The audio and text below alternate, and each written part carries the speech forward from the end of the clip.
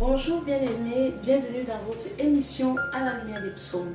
Nous sommes heureux de partager ce matin encore avec vous la lumière de la parole de Dieu qui éclaire notre chemin.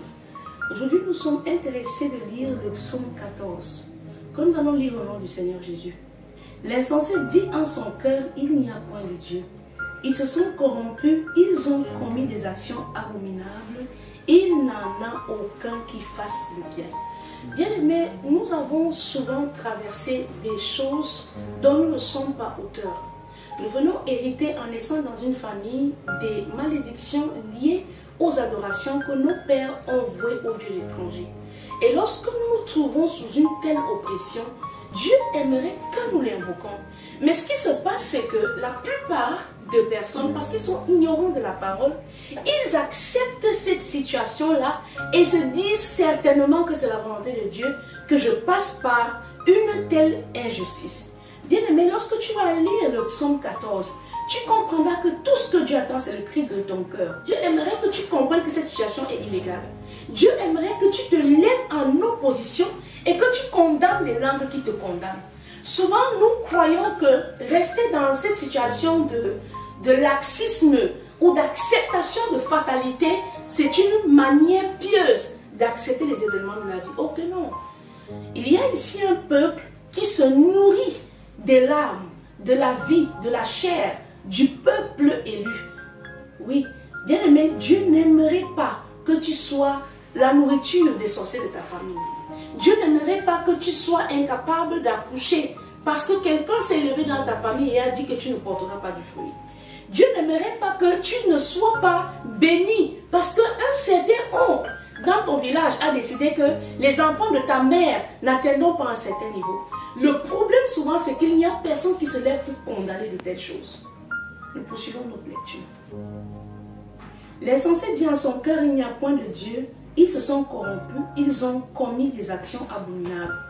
Il n'en est aucun qui fasse le bien. L'Éternel du haut des cieux regarde le Fils de l'homme pour voir s'il y a quelqu'un qui soit intelligent. Vous voyez, Dieu n'est pas dans la même perspective que toi.